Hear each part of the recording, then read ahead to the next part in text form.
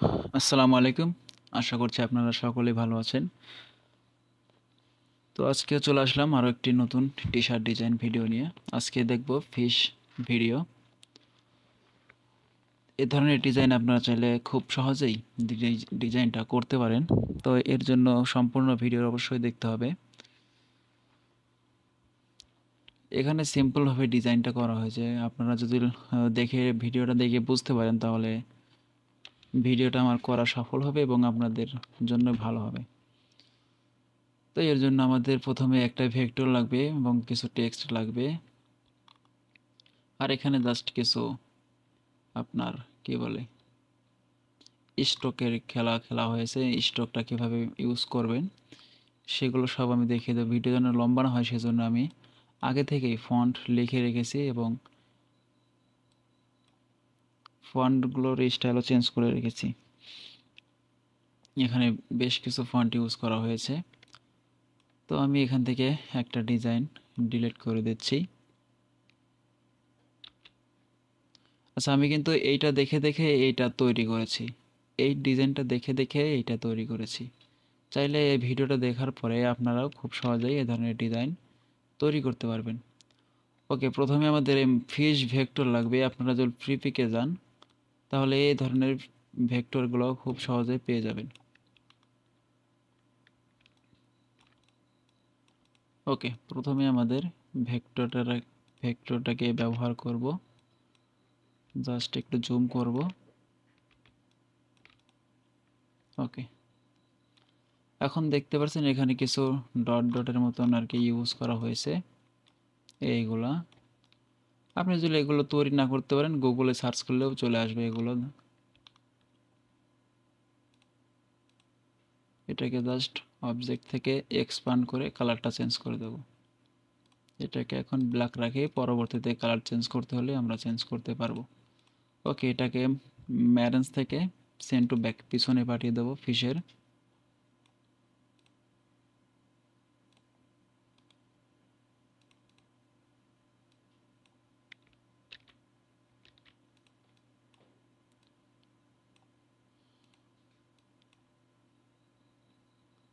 আচ্ছা, এখানে দেখা যাচ্ছে হোয়াইট এবং ব্ল্যাক কালার আছে। এখান থেকে যদি আনগ্রুপ করে যদি আমি হোয়াইটটাকে টান দেই, হোয়াইটটা কিন্তু একটা শেপে আছে কিন্তু ব্ল্যাকটা সম্ভবত নেই। এই যে ব্ল্যাকটা কিন্তু নেই। তো এক্ষেত্রে আমরা কিভাবে ব্ল্যাকটাকে গ্রুপ করব?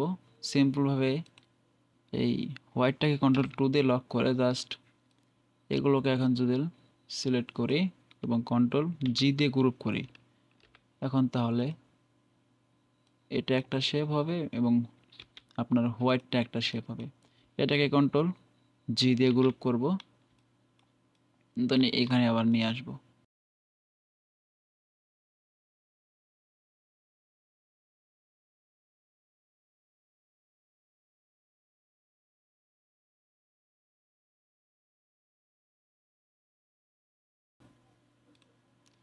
এটাকে আনগ্রুপ করব, দেন হোয়াইটটাকে সিলেক্ট করে কন্ট্রোল-X দিয়ে কাট করব। এটাকে সিলেক্ট করে ট্রান্সপারেন্সি মেক মাস্ক লেফট আউটে হোয়াইট বোর্ডে ক্লিক করে কন্ট্রোল-F দিয়ে ফন্টে পেস্ট করে দিলে এটাকে যদি ব্ল্যাক রাখি,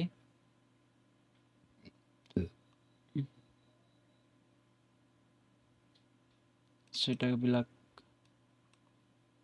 ব্ল্যাক করতে হবে। দেন দেখতে পাচ্ছেন আমাদের কিন্তু এই ফিশের মাঝখানে যে এরকম একটা ব্যাকগ্রাউন্ড ছিল সেটা নেই। তো এখন আমাদের এই বাড়তি অংশটা চাইলে আমরা ইরেজার টুলস দিয়ে ইরেজ করে দিতে পারি।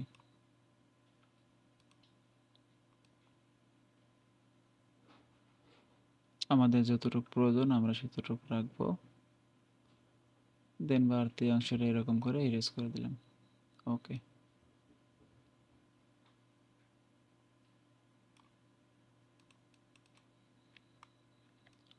এখন কি করতে হবে? আমাদের ফন্টটাকে বসাতে হবে খুব সিম্পলভাবে। এখানে দেখতে পাচ্ছেন যে আপনার এই হোয়াটটা দেখা যাচ্ছে যে আর কি রিয়েলিটি ফিল আছে যে এখানে পি আছে, এখানে ভি আছে, এরকম একটা স্মুথভাবে বোঝা যাচ্ছে। তো সেভাবে আমরা কিভাবে এই ফন্টগুলো এখানে ইউজ করব সেটাই এখন দেখাবো।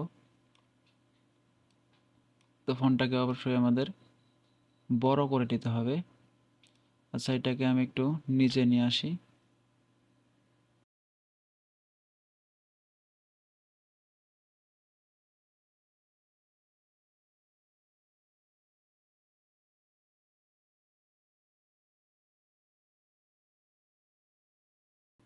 আচ্ছা, এখন এই যে এরকম একটা ইফেক্ট দেওয়ার জন্য আমরা কি করব সেটা এখন দেখব।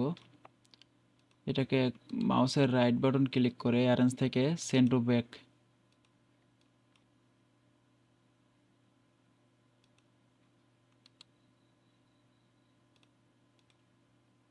ওকে।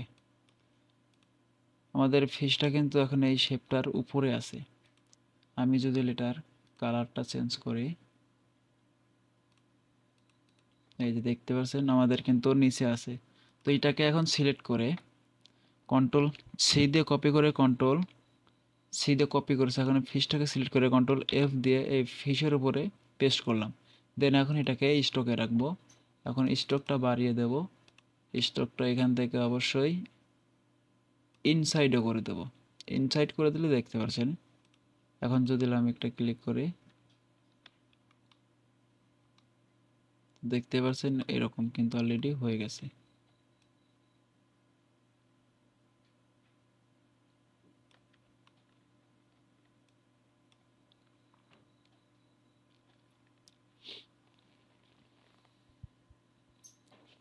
ওকে, এখন সিম্পলভাবে এটাকেও মাউসের রাইট বাটন ক্লিক করে অ্যারেঞ্জ থেকে সেন্ড টু ব্যাক পিছনে পাঠিয়ে দেবো। কন্ট্রোল সি দিয়ে কপি করব, কন্ট্রোল এফ দিয়ে ফিশের উপরে পেস্ট করব। এটাকেও স্টক বাড়িয়ে দেব, দেন এটাকেও ইনসাইড করে দেব। ওকে, সেমভাবে এটাকেও মাউসের রাইট বাটন ক্লিক করে অ্যারেঞ্জ থেকে সেন্ড টু ব্যাক, দেন এটাকে সিলেক্ট করে কন্ট্রোল সি দিয়ে কপি, ফিশটাকে এখন সিলেক্ট করে কন্ট্রোল এফ দিয়ে ফিশের উপর পেস্ট করলাম। এখন যদি এটাকে স্ট্রোকটা বাড়িয়ে দেই, ইনসাইড, ওকে। এখন সিম্পলভাবে আমরা কালার চেঞ্জ করলে বোঝা যাবে যে আসলে আমাদের রেজাল্টটা কি হয়েছে।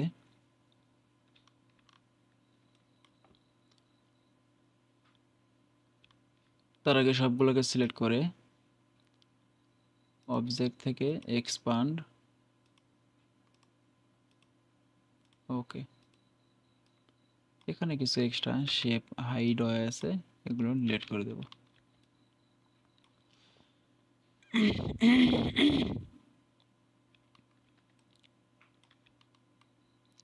আচ্ছা, দেখতে পাচ্ছেন যে এর নিচের আমাদের শেপটা দেখা যাচ্ছে। তো তার জন্য আমাদের কি করতে হবে, এই আমাদের একটু অবজেক্ট করতে হবে। তো আমি এটাকে সিলেক্ট করছি, পিক্সেলে করছে, এটাকে জাস্ট পাথ থেকে অবজেক্ট পাথটা নিতে হবে, দেন ওকে। পাথ ফাইন্ড থেকে ইউনাইটেড কন্ট্রোল এক্স দিয়ে কাট করব। এখন যে অংশটা কাটবো সেটাকে এখন সিলেক্ট করব শিফট চেপে চেপে,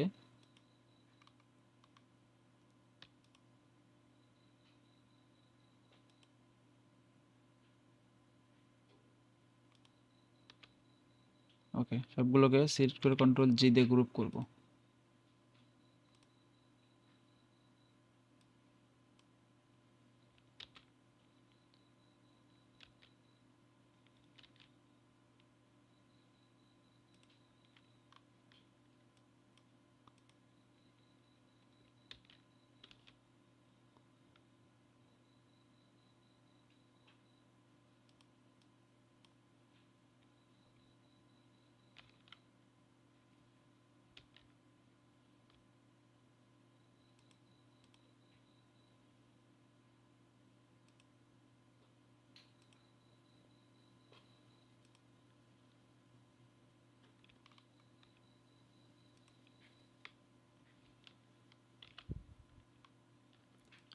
এখন এগুলোকে সিলেক্ট করে যদি পাথ ফাইন্ডারে যাই, কন্ট্রোল এফ দিয়ে পেস্ট করে দেন এটাকে যদি ফুল ব্ল্যাকে রাখে, তাহলে এখন দেখতে পাচ্ছেন যে এরকম এখন অলরেডি শেপ দেখা যাচ্ছে। ওকে, সব জায়গায় কিন্তু এখন দেখা যাচ্ছে। এখন সিম্পলভাবে আমরা কালারটা চেঞ্জ করে দেব এটাকে। আচ্ছা, আমাদের ডিজাইনটা সিলেক্ট করা হয়নি। ওকে, এখন আইডো ফন্ট দিয়ে জাস্ট কালারটা চেঞ্জ করব, এটাকে হোয়াইট, দুটেকেই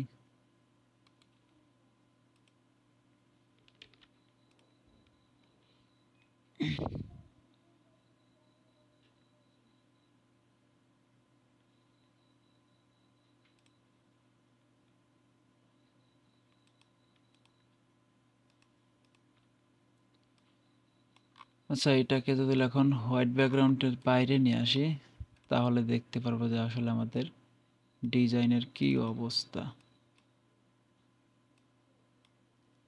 এটাকে জাস্ট আইডোফার দিয়ে হোয়াইট করে দেব।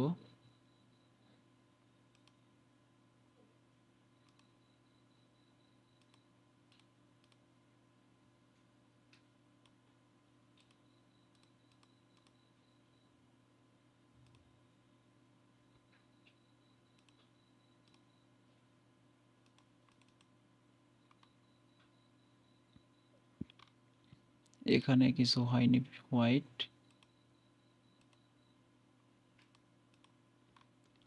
তো দেখতে পারছেন আমাদের কিন্তু অলরেডি এরকম একটা শেপ চলে আসছে। তো এখন আমরা কি করব, এখন যদি আমরা নিচে একটা ব্ল্যাক ব্যাকগ্রাউন্ড দেই, তো তার আগে ফিশের কালারটা চেঞ্জ করতে হবে। ফিশটাকে সিলেক্ট করে যদি আমরা আইডোফারটা নিয়ে, আচ্ছা এটার কালার চেঞ্জ হচ্ছে না। ওকে, তো দেখতে পারছেন আমাদের ডিজাইন কিন্তু অলরেডি হয়ে গেছে। তো এটাকে জাস্ট সরিয়ে দেব, কন্ট্রোল জি দিয়ে গ্রুপ করে নিচে একটা ব্ল্যাক ব্যাকগ্রাউন্ড দেব, মাউসের রাইট বাটন ক্লিক করে অ্যারেঞ্জ থেকে সেন্ড টু ব্যাক। ওকে, তো দেখতে পাচ্ছেন এ ধরনের শেপ অলরেডি আমাদের ক্রিয়েট হয়ে গেছে। তো আশা করছি এখন যারা আমার ভিডিওটা দেখছেন অবশ্যই এখন আপনারাও চাইলে খুব সহজেই এ ধরনের ডিজাইন করতে পারবেন। তো ভিডিওটি সম্ভবত লম্বা হয়ে গেছে, যারা সম্পূর্ণ ভিডিও দেখবেন আশা করছি তারা উপকারিত হবেন। এখন প্রায় রাত 2:30 বাজে, আমার গলাটা অলরেডি বসে গেছে। তো আজকে আর কিছু দেখাচ্ছি না, তো সকলেই ভালো থাকবেন, দেখা হবে নতুন কোনো ভিডিওতে। আসসালামু আলাইকুম।